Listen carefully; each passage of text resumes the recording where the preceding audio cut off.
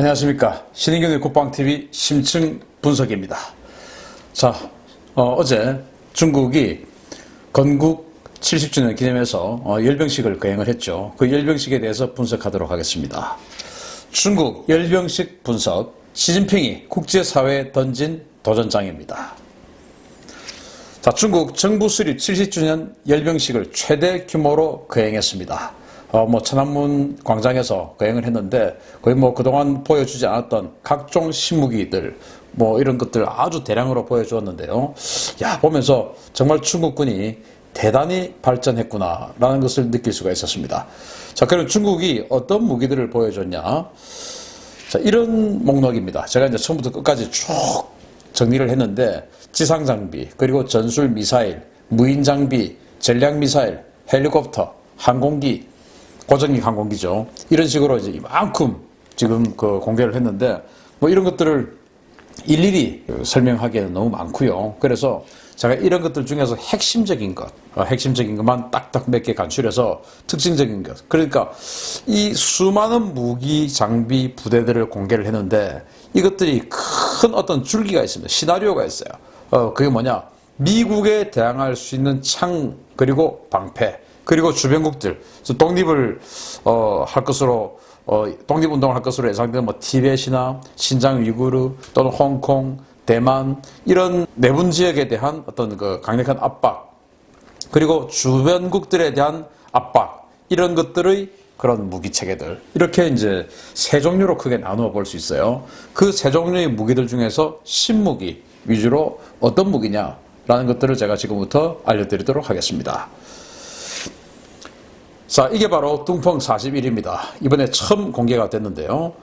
사정거리 15,000km 이상의 ICBM, 대륙간 탄도미사일이고, 그리고 다탄두 기동형 재도립체입니다.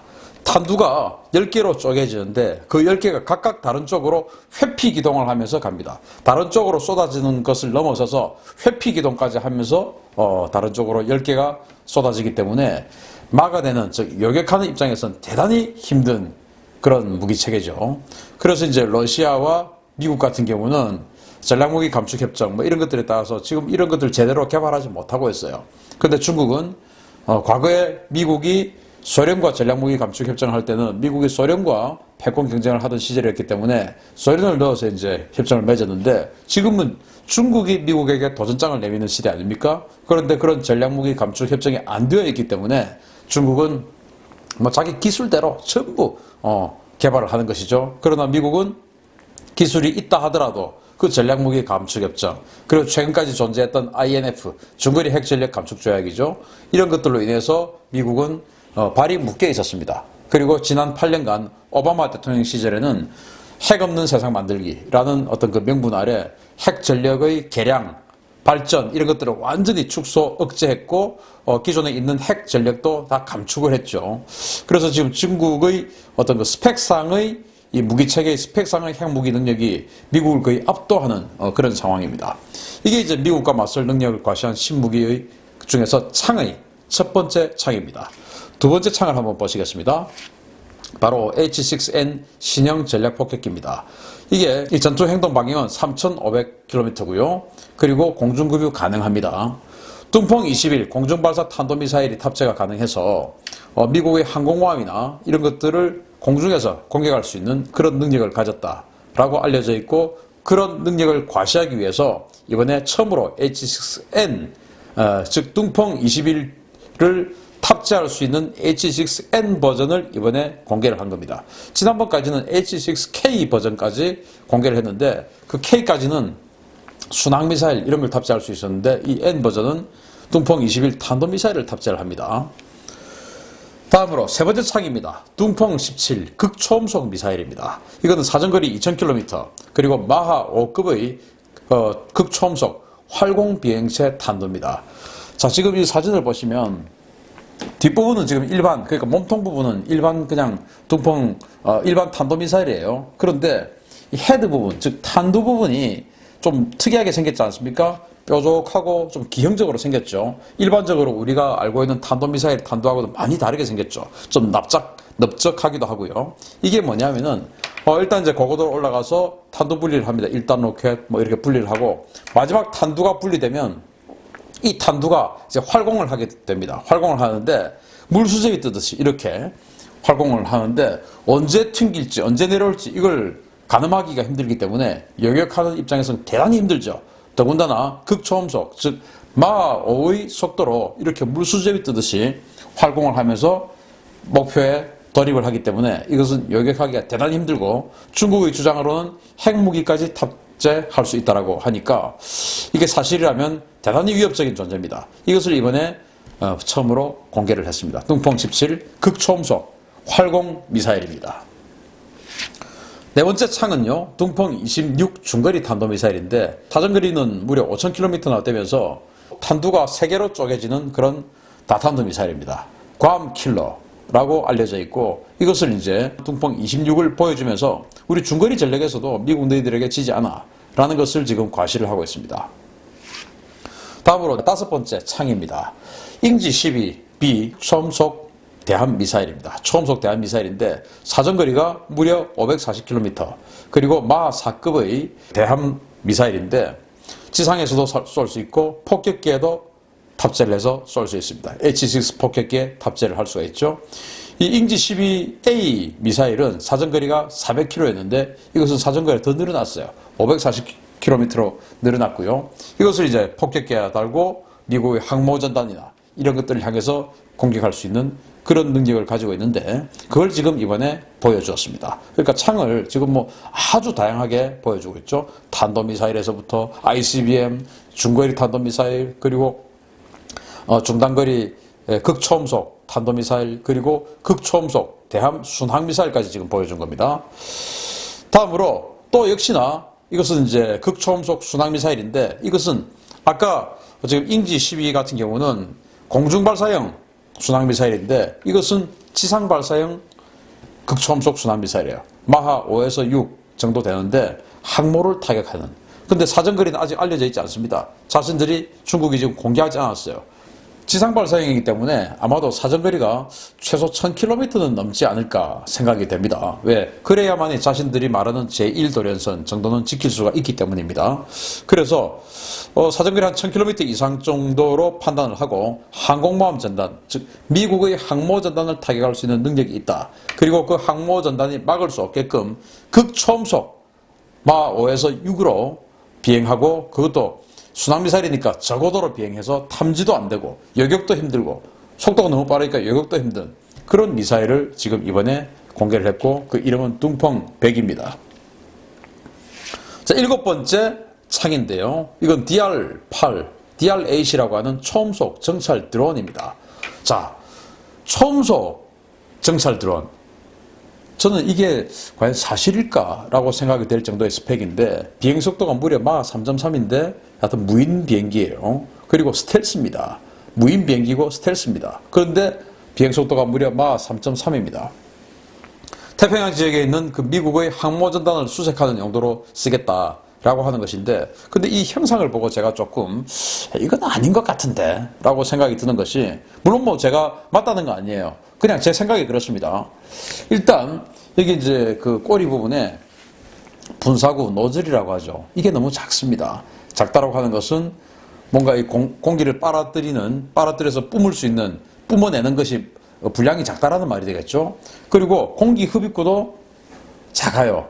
마하 3.3을 달성을 하려고 하면은 다량의 공기를 빨아들여서 확 해서 이제 뱉어내야 되는데 그러기에는 공기 흡입구도 작습니다. 그래서 이 작은 공기 흡입구를 가지고 또 이 작은 노즐을 분사구를 가지고 어떻게 마 3.3을 낸다는 것인가 라는 생각이 첫 번째 들고요.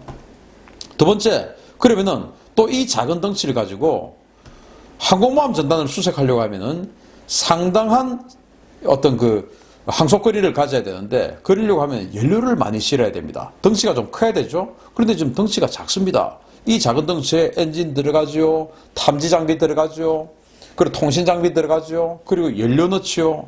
이렇게 해서 어떻게 마하 3.3이라고 하는 정말 뭐 비행체로서는 거의 제일 빠를 정도의 그런 속력을 내서 비행을 시키겠다는 것인지 이해할 수가 없고, 그러면은 이것은 뭔가 활주로 이런 것들을 통해서 활주를 해서 이륙하는 시스템이 아니고 발사를 하는 것인가?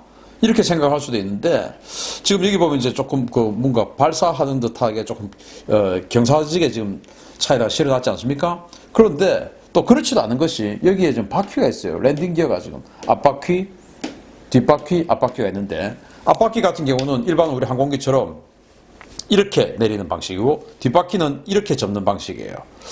그래서 이 바퀴의 형상으로 봤을 때 이거 발사하는 것은 또 아닌 것 같고, 그리고 활주하는 것인데 이 활주하는 형상으로 보기에는 너무 덩치가 작아서 과연 이 덩치 그리고 이 공기흡입구의 크기, 이 분사구의 크기로 마하 3.3을 낼 수 있을까? 굉장히 좀 의문스럽긴 한데 어쨌든 중국은 이렇게 발표를 합니다. 스텔스에다가 마하 3.3 그리고 정찰, 항공모함 전단을 수색하는 정찰 용도로 이 극초음속, 초음속 정찰 드론을 쓴다. 무려 마하 3.3입니다. 이게 사실이라면 정말 대단한 무기예요.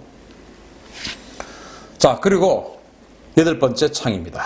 J-20 스텔스 전투기를 이번에 뭐 제대로 아주 선명하게 공개를 했는데, 비행속도는 마하 1.8이죠. 그리고 스텔스라고 주장을 하는데 어느 정도 스텔스가 되는지 모르겠지만 여기에 있는 카나드, 즉 귀날개, 그리고 이 분사구의 형상 이런 것들로 봐서 대단히 스텔스 능력이 뛰어나다라고 보기는 힘들 것 같습니다. F-20이나 F-35 같은 경우는 분사구가 이렇게 동글동글하게 안 생겼죠.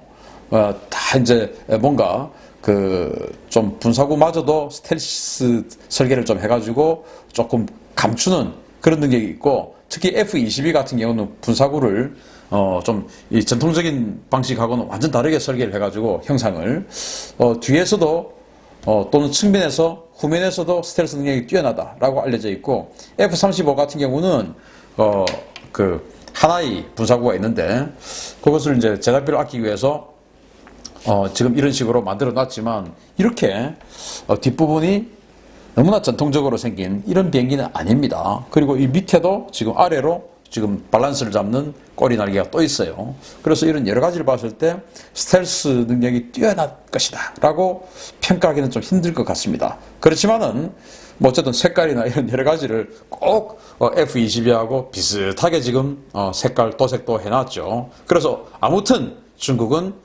F-22와 대응할 수 있다. 그래서 고고도에서 요격하는 그런 제공 전투기로 이걸 쓰겠다라고 하고 창으로서 이번에 공개를 했습니다. 자, 이제는 방패입니다. 대스텔스 위상 배열 레이더 2종을 공개를 했는데 뭐 이런 트럭들이 지나갈 때 그 누구도 주목하지 않았을 것 같습니다. 왜냐, 너무나 평범하고 뭐 별거 아닌 것처럼 생겼습니다. 그렇지만은 굉장히 주목해야 할 그런 무기입니다.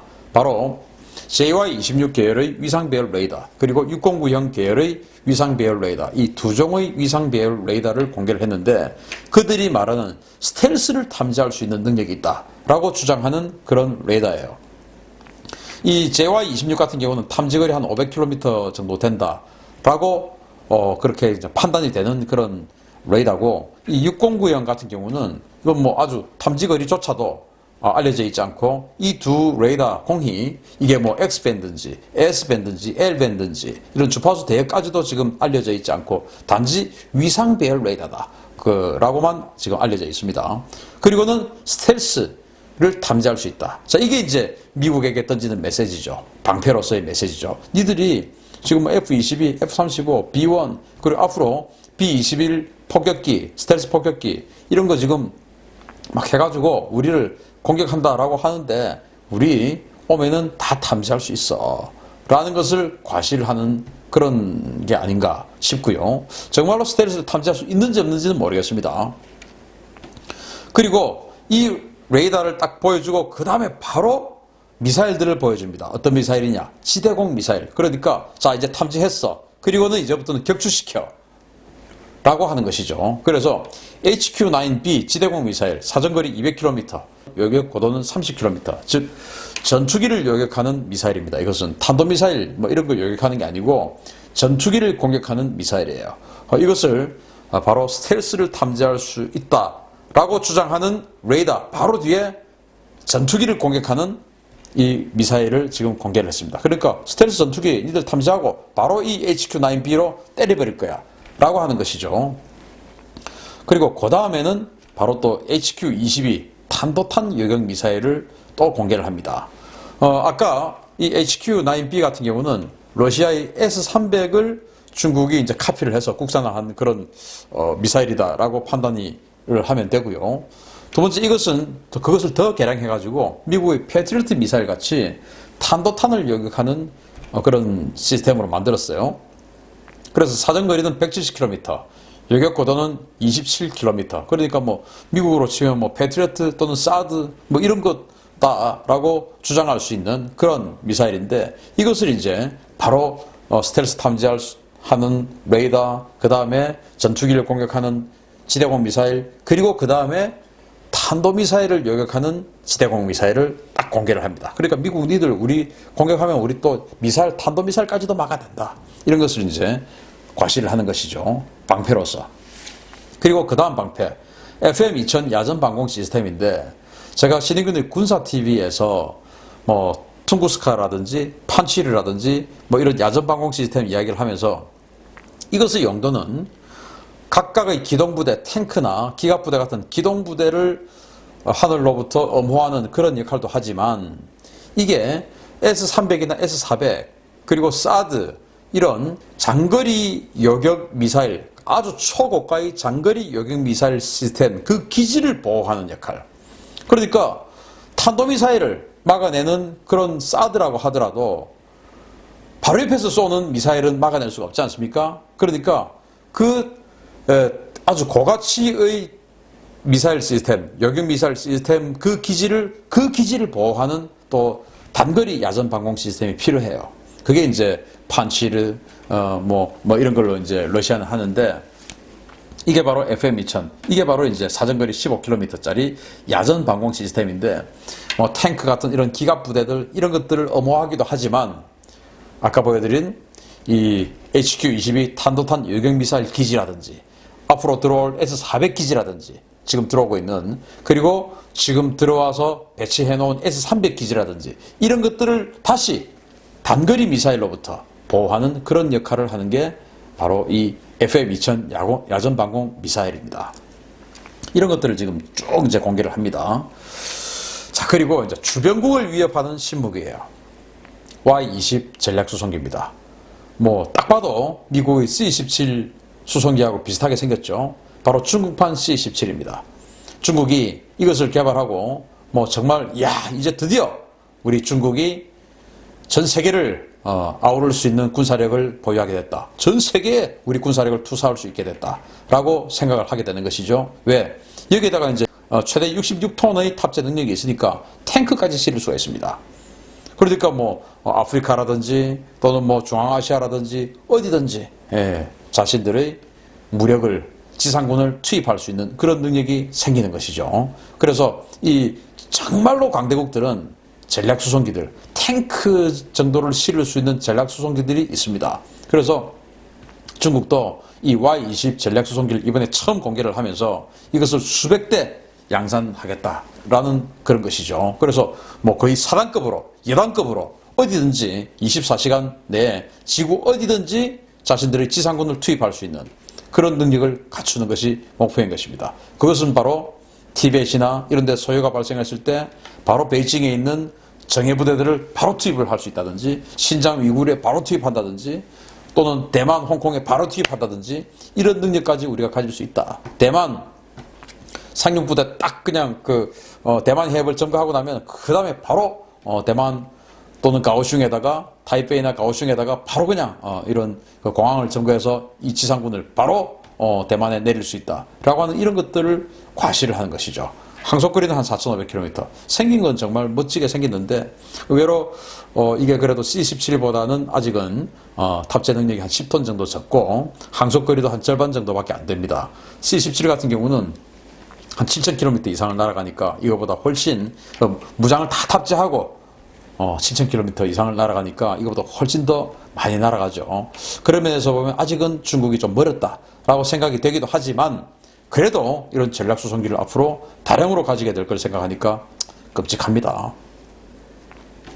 그 다음에 아까 이 C-17 즉 Y-20 전략 수송기에 탑재할 수 있는 무기들을 딱 공개를 합니다. 이제 저걸 보여주고 이걸 이제 보여주는 것이죠. 바로 15식 경전차. 야, 이 경전차인데, 경전차라고 하는 것은 탱크인데 가벼운 탱크 아니겠습니까? 30톤급의 경전차입니다. 그래서 아까 이 Y-20 수송기에다가 실을 수가 있고요. 2대를 실을 수가 있습니다. 산악지역 그리고 육전대에 우선 배치를 하고 신속 대응 부대용의 전차가 바로 이 15식 경전차인데 이걸 전략 수송기에다가 탑재를 할 수가 있습니다. 03식 공수보병 전차 이것은 이제 12톤급의 아주 가벼운 그런 공수장갑차예요. 낙하산으로 떨어뜨릴 수도 있습니다. 제가 군사TV에서 신인균의 군사TV에서 쉐리단 전차 이런 거 또 뷰포드 전차 이런 거 알려드렸지 않습니까? 낙하산으로 강습할 수 있는 그런 능력이 이 공수보병 전차에는 있고요. 중국이 제15 공강군 공중강습 군단이죠. 그 공강군에 3개 사단이 있는데 여기에 지금 보유를 하고 있습니다. 그걸 이제 아까 이 Y-20 전략 수송기에다가 2대씩 싣고 막 낙하산으로 떨어뜨리기도 하고 뭐 그렇게 하겠다는 것이죠. 그래서 어디든지 소요 사태가 생기고 무장이 필요하면 바로 그냥 투사할 수 있는 능력을 가진다. 그리고 이제 05식 양서돌격차 이게 뭐냐면 수륙 양용 장갑차라는 겁니다. 이건 해군 육전대용 즉 대만 침공용이죠. 이걸 보여줍니다. 자, 그 다음에 뭐 이것도 뭐 특별히 아마 주목을 안 하실 것 같은데 저는 이것을 보고 야, 중국이 정말 드디어 이제 최정상급의 군대가 되고 있구나라고 느낄 수 있는 게 정말 싸움을 잘하는 군대는 통신이 잘 되어 있습니다. 그래서 언제 어디든지 지구 어디든지 또는 어떤 지형이든지 바로바로 그 부대와 통신이 될 수, 뭐 지휘가 되고 어디 있다 뭐 알려주고 뭐 이렇게 돼야 되니까 통신이 되고 네트워크, 실시간 네트워크가 돼야 됩니다. 그러려고 하면은 통신 장비가 좋아야 되는데 미국이 허머를 중국이 샀지 않습니까? 그것을 가지고 중국이 바로 이 트럭을 고기동 소형 전술차를 만들었어요. 여기에다가 안테나나 이런 것들을 쭉 싣고 다니고 조금 큰 트럭에다가도 있고 해서 이게 각 제대별로 장거리 통신 장비 여기에는 위성 통신도 있고 다른 뭐 일반적인 통신도 있고 하는 이 통신 장비 그리고 이런 것들을 아까 그 Y-20 전략 수송기에 다 실을 수 있기 때문에 해외 어디든지 가서 우리 중국군은 통신을 잘 할 수 있다라는 것을 보여주고 그야말로 우리는 첨단 군이다라는 것을 이제 과시를 한 것이죠. 좀 씁쓸합니다.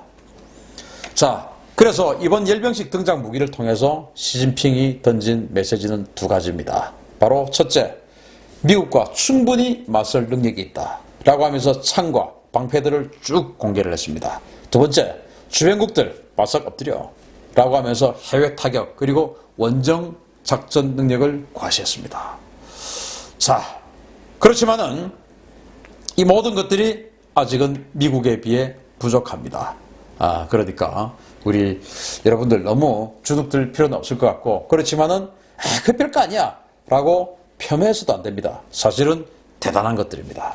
그렇기 때문에 너무나 대단한 무기들을 가지고 있고 너무나 우리 자유민주주의 체제인 우리 대한민국과는 맞지 않는 정치체제를 가지고 있는 이 중국군이 이런 대단한 무기들을 가지고 있기 때문에 거듭 말씀드리지만 이럴 때일수록 한미동맹을 더 강화하는 정책으로 나가야 된다. 자, 이 무기 보고 야, 저 중국 무섭다. 우리 저기 붙자. 라고 하면 더 오산입니다. 미국은 이거보다 훨씬 강합니다. 중국 시진핑이 이번 열병식을 계기해서 던진 2가지 메시지 그리고 그 메시지를 뒷받침하는 무기체계들 분석해드렸습니다. 감사합니다.